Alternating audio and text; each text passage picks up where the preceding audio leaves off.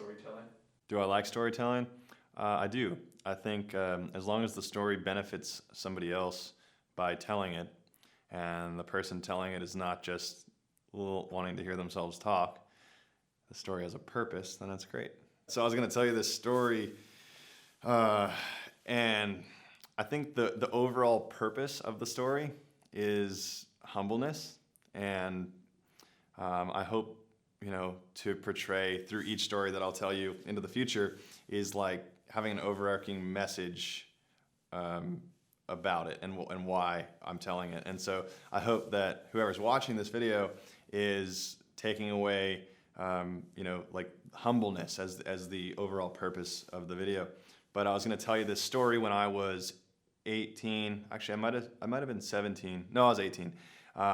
I was snowboarding and I broke my tailbone off my spine, and it was such a gnarly experience. But the reason I'm going to tell you the story from start to finish is kind of like, you could pick up on some things that happened, because ultimately what I've come to believe personally is that every physical injury has an emotional root cause, and that's like going pretty deep. But anyway, so we were snowboarding, my friend Mark and I think my brother was there too, Jordan, and we were riding powder, and we were just having the best day. It was so much fun. We were just cruising, like all the friends just ripping down the hill, and it was a great time. And I'm not gonna name names because I love this person so much, and if they're watching this, I got nothing but love for you. But I'll just leave him anonymous. That we got to the top of one lift because I always gave him crap that like this was his fault, but I was kidding. It wasn't actually his fault. But like he knows I'm joking, and he knows I love him. So we get to the top of this lift, and I meet up with this anonymous photographer that is randomly at the top of the chairlift, and he's like, "Dude, let's go get this picture. Let's go take a picture off this one," because we were riding this line, like these like pretty big cliffs, and this whole side of the mountain that has a bunch of like good sized drops on it. But he's like, "Let's go grab a picture." I'm like, "Yeah, let's do it. Like for sure, let's do it." And so we all went together to this part of the mountain. And we had already, my friend Mark and I think, Jordan and me, we had this whole line already picked out because we would like ride these power lines and then on the lift kind of talk about like the next area we're going to go to. So we already had this all envisioned out in our minds. And I just remember like this is me being, ego checking myself in a way, looking back, 18 years old, almost 10 years ago. I realized that during that time, I was really excited, obviously, to be riding with my friends, my brother, and then we link up with this world-renowned photographer. And, like all of that put together, I was just like really in my head, like excited, like, oh, I gotta, it's not by random chance, and me being, the biggest victim of this is that you get injured a lot, or a lot of people get injured around their friends. And from a psychological standpoint, it's because, whether you're trying to impress them or do something to make somebody laugh or do something that makes you feel good, you're doing something, and I don't care who you are, but when people are there, you're doing things a little bit different than if they weren't there. And that's just, it's actually a scientifically proven fact. They've done tons of psychological studies about this, that you're and it all comes back to the adrenaline and different chemicals that we actually have in our minds. But you're more prone, especially from the ages of 15 to 25, you're more prone to do things that you normally wouldn't do around your friends. It's been studied, and it's real. So what I'm trying to portray in this video is that I was in that mindset of I'm going to whether it was to impress myself or whatever. I just remember for the photography reasons, wanting to get a cool picture. That was in my head. That was my emotional standpoint at the time. And so that needs to be guarded against. If I can only recommend so much that if you always got to stay humble in that approach. And I'll tell more stories about these types of experiences and injuries later on. But just to realize now, looking back, like so many of my injuries have all stemmed from that mindset and that emotional standpoint. So anyways, we're riding to the cliffs, and we're so stoked, and we're on our way to get some epic POW, drop some big cliffs, and get some sweet pictures. And we show up to the edge of this cliff. So basically, if I could put you in where I'm at, like I'm looking down this vertical face of like anywhere from like 20 to 200 foot cliffs, and it's completely just full with powder and snow, and you got to be careful because you're literally on the edge of cliffs. Some of it's overhanging cornices, some of it's like really dangerous and rocky, like if you make the wrong mistake you will die. So we always were approaching this area pretty hesitantly, and so we get there, and then my friend Mark is like, hey, I'm gonna drop this one right here, like I'm gonna go this line, and I was like, cool. So he sends it, drops like, 20, 30 foot cliff, lands and rides out of it. And then I was looking around, and kind of everything else at that point was pretty tracked out. So I was like, dude, I don't know where I'm gonna go. I was like, hey, how was that one? Because he's at the bottom looking up now, watching us. And he's like, it was good. It was good. Just make sure you land it, because I hit some rocks. And I'm like, what? Like, he's like, yeah, I like skimmed some rocks, and I hurt his board, clipped some rocks. He had dropped, like this 20, 30 foot cliff, boom, powder everywhere, rode out of it.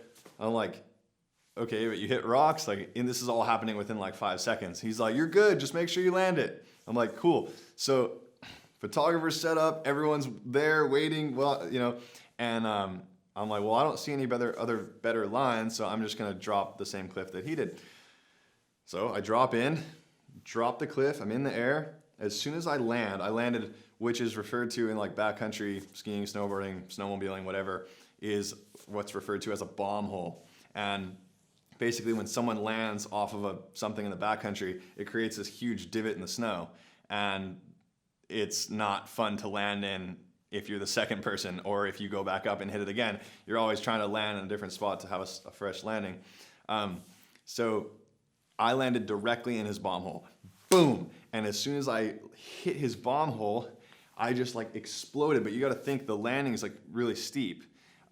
So as soon as I land, it launched me back up in the air. I hit that hard off this cliff, just like it'd be like dropping a 30-foot cliff to concrete. Like you just boom, and I hit so hard that it launched me. I literally like compressed and launched back up in the air, and then was in the air, like going down the hill. I probably traveled like 15 feet down the hill, and it shot me, like as soon as I landed, it shot me like this. So I'm airborne on my, like, gonna land straight on my butt. But what I was looking at was just solid powder. So I wasn't worried. Like in the air, I wasn't worried about anything. I was like, okay, I'm just gonna land on my butt. And as soon as I was back on the ground, I was on my tailbone, like on my ass, on a rock. And so I literally came from like 15 feet off the ground from a compressed jump back in the air, and then I hit this rock, the rock that he was talking about, so hard, straight to my, in fact, like some of my butt cheek on my right side is still numb from this. But at the time, I mean, it's slowly coming back, but my whole entire right butt cheek was numb for like 4 years. But anyway, I landed, hit the rock so hard. My momentum was traveling so fast that when I hit the rock, it literally, from my butt, launched me back in the air again. I hit the rock so hard that it bounced me back up, and I'm in the air. This is like one of the gnarliest feelings I've ever had in my life. I'm back in the air, and I'm numb. I can't feel any part of my body. I'm completely numb, but I'm in the air. And this is all, when you're in like fight or flight mode like this, you're like seconds feel like hours, and you're literally just in, you can think really slowly, but even though it's happening like that, I'm in the air, completely numb, but I'm launching down the hill in a riding position. But I just remember thinking, like, I can't feel anything. Like, my whole entire body is just numb. And if I was immune to injuries and pain, like if I was indestructible, then what would have happened was it launched me back up into a riding position. So if I was not hurt, I could have literally just landed and rode away, like, and kept going. But I broke so I couldn't feel anything. So as soon as I'm numb, I land in a riding position, but I remember just watching myself fall over into the powder, like I could no control over what was happening. And as soon as I hit the snow, I remember just looking at myself from an out-of-body experience. Like, I was watching my body in the snow, just sitting there screaming. And I was watching my face. It was like I was watching my face scream. And like that out-of-body experience, I remember thinking, like, oh my gosh, like, this person is in serious trouble. And I was watching it third person. And maybe like I was out of body for like 5 to 10 seconds, really, of just watching myself screaming. And then I went back into my body. And then I remember, like, all of a sudden getting like the craziest lightheaded feeling of just, like, I don't know. And as soon as I landed again, I was just trying to, like, force myself to kick my legs. Like, I was just, like, forcing myself to try to, like, move something. And then I finally started to be able to move my feet. And then I was like moving my arms a little bit, but then I was like still. And then everyone came over to me. This is really the only time I ever passed out from pain. They came over to me. I just remember, like, looking at everyone's faces, and I just was like out. And then I woke back up, and I'm like laying in the snow, and I was just in and out, just screaming at the top of my lungs. Like, it didn't even feel like I was even in that body. Like, I wasn't even me. And I just remember just, like, my whole entire, like, body, as far as my back and my, like, like my hamstrings and that whole area, like, I just still couldn't feel. I knew I could kick my legs because I could push my snowboard a little bit, but I knew I was in some serious trouble. And so at this point, we're literally on the edge of like this steep. I'm on a face of powder. Not only is it dangerous for avalanche reasons and people still riding, we're on a public resort, above me and around me and different things. Luckily, I had friends. I would have been so screwed if my brother and Mark and some other people weren't there. But at this point, I'm just laying there screaming, and everyone comes over to me. I pass out. I come back, and someone gets on the phone, call ski patrol. I'm literally laying there in the powder, like, on this face of steep snow for at least 30 minutes before the ski patrol had arrived. And everyone's like, where are they? Finally, ski patrol shows up, and it got called in as a broken leg. So they didn't bring a backboard. They just brought, like, a splint and, like, a toboggan. So I'm still laying there screaming, and then 30 minutes goes by, I can't even move, and then the ski patrol finally get there, and they don't even have the resources to bring me down. So then we wait another 30 minutes. I was laying there in the snow screaming for an hour, like, literally just in excruciating pain, because like, when you pass out from pain, you hit your pain limit. That is, like, the most your body can handle, and you pass out. So I had already gone through that, and now I'm back awake, wishing I was passed out, because of that fine line of pain is so excruciating in that moment that all you want to be is passed out. So from this point, we wait another 30 minutes. They show up with the backboard, and finally, I'm still laying there. But the thing is that everyone that had gathered around me to help, like, facilitate had, like, packed down the powder, and somehow I was laying in, like, where I ended up in, like, a fresh place, like, of snow.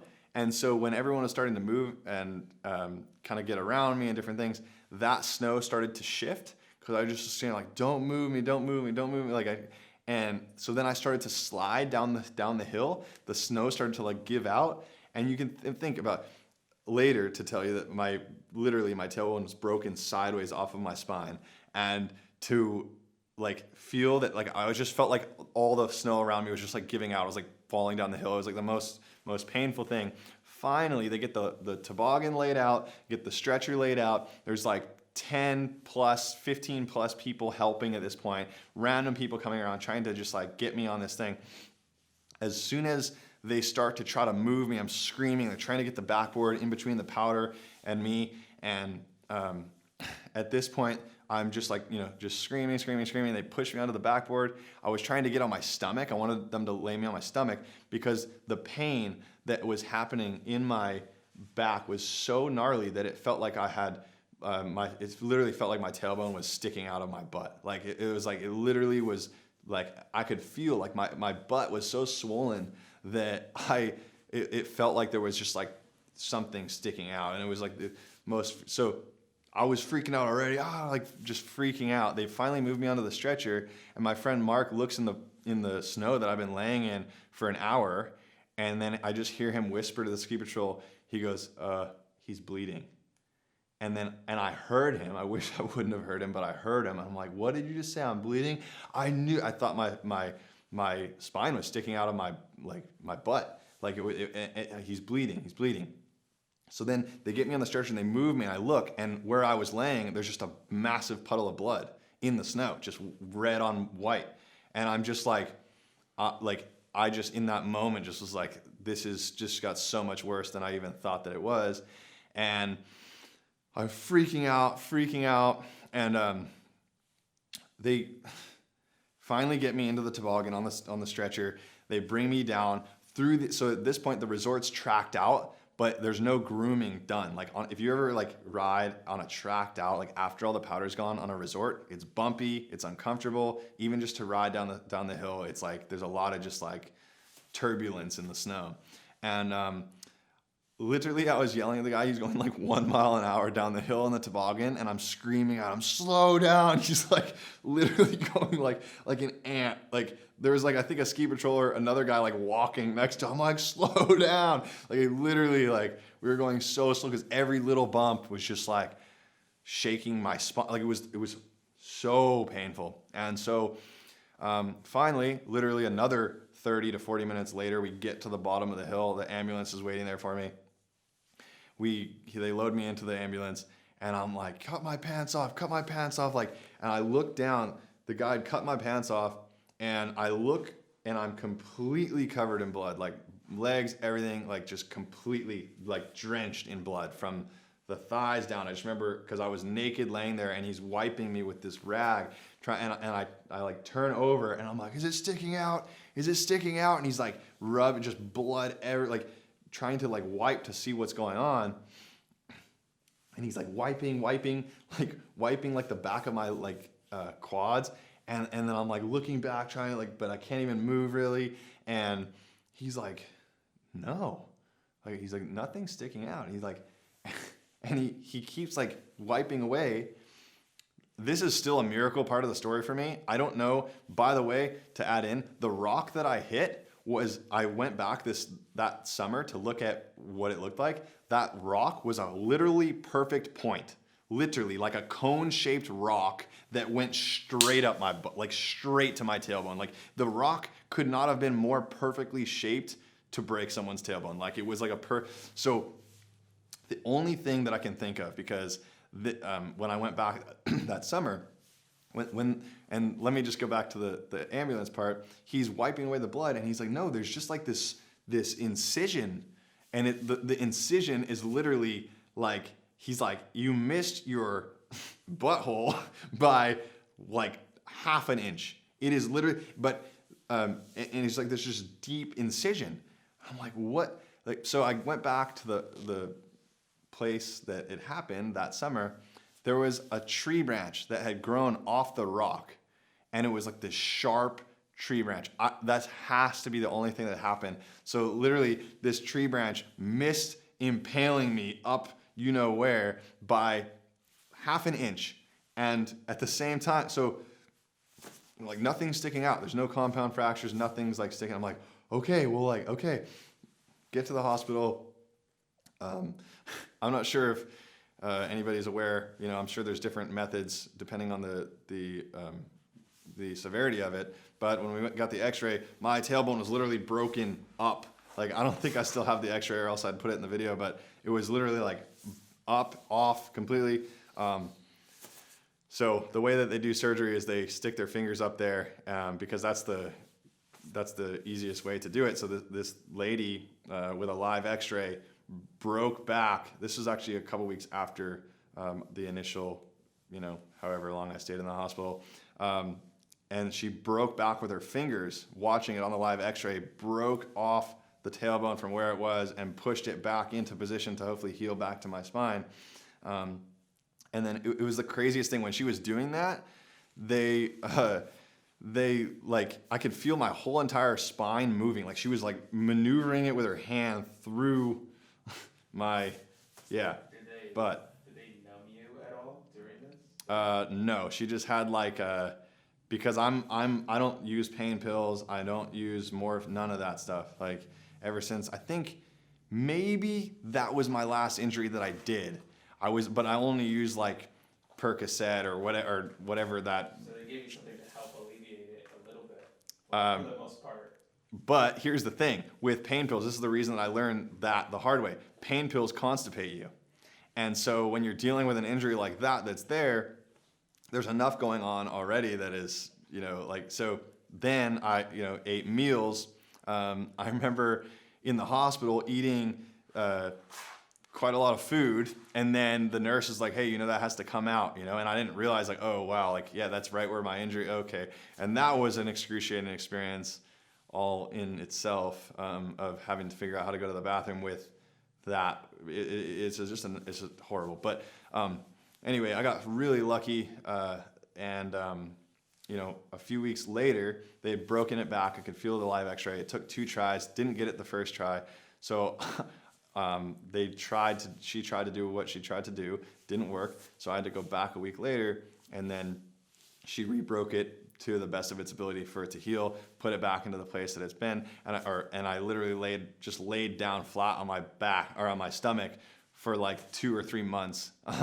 And for the longest time, I couldn't sit down like anywhere. I couldn't drive. I couldn't sit on a plane for more than like an hour without being in excruciating pain. Then there was like I guess part of the last bit of this was I had a bandage that the original hospital had given me for the incision on my butt, and I, like a week later, look, and I'm like, whoa, it was all like gooey and infected and disgusting, and I'm like, what? So I go and I like clean it, and literally for like a week, that incision was literally just pouring out, like it wasn't even blood. It was like water, like this, like just this water of, I don't know. It was infected. It was deeply infected. And my whole entire, I've never really bruised black and blue from any broken bones or anything. And I've had my share of it all. But my whole entire butt cheek was like all black and blue. And I knew that was no good. But so a week, 2 weeks later, I'm like, this is just infected and going. So I go to like the local hospital, and I'm looking, I'm like, yeah, it's just like won't stop like gooing. It won't heal. It won't. And so this guy, I lay flat on my back on this table. It's like, in this room, and this dude gets a big like syringe, like this huge syringe. And I'm like, oh gosh. And he put saline in it, like just pure saline, which is like medical water with some, whatever. And he sticks it in the cut.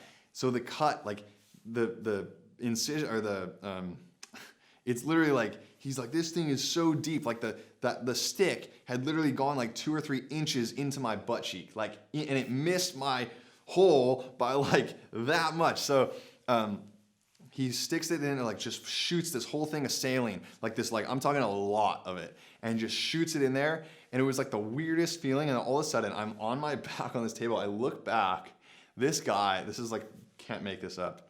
This guy, there's blood shooting out of my butt, like 2 feet in the air. And this dude has the blood all over him. And he's like, oh, like didn't know it. He like put all that in to try to disinfect or whatever. The blood shoots straight back out at him. I look back and there's literally blood just squirting in the air. And I'm just like, oh my God. So from then, he like, we let all the blood like do its thing. He cleaned it out, whatever, bandaged it up, and then that finally healed. I had it's still numb, like in my butt crack, and then like part of my right butt cheek. But like I said, I think 4 or 5 years, my whole entire right butt cheek was numb, and it slowly started to come back.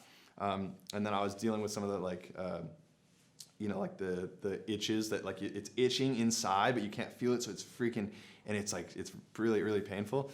But very thankful that's gone away now. Anyways, the whole overall purpose and arcing message of this story, it literally laid me flat on my back and humbled me. But it was like I was trying to maybe not impress myself, but I just kind of felt like I had something to prove to myself. And every time, I'll tell more injury stories in the future, but every time I've found myself to be doing things that are for the wrong reasons, like if you're trying to do some trick or stunt that's not just for yourself, if you're not just trying to do something because it makes you feel good, you're doing something maybe because you want to get a photo, or you're doing something because you want it to appeal great to others. Like I said, this is 10 years ago. I've learned a lot since then, but I would say that just make sure you're doing things for the right reason, because it will catch up with you, and it caught up with me in this way. And I really want to share that story to benefit somebody out there. It's like if I was my 18-year-old self listening to me right now, I probably wouldn't give myself the time of day, because I think I had it all figured out. But there is those rare instances where someone can relate, or somebody can listen and just be like, hey, look, if you're gonna especially go do exciting active things, of course you're putting yourself at risk no matter what it is, but you can guard against that by just making sure that your intentions are pure, and you're not you're checking your ego up and just having a good time for being in that moment. And injuries can get the best of us, and they are serious life lessons. And it's actually, that's one of 3 times I've broken my back, and one of the times my neck at the same time. So I'll have to share those stories in the future, but I've realized the psychological connection to that, and then I've looked at the emotional connection to that, and I've kind of figured out, okay, well, what mindset was I in every single time I broke my back? And there is a correlation there, and I'll have to share that in a future video. But that's it for now. Stay humble, be smart, try to make good decisions. And that's that for the story. Thanks for listening.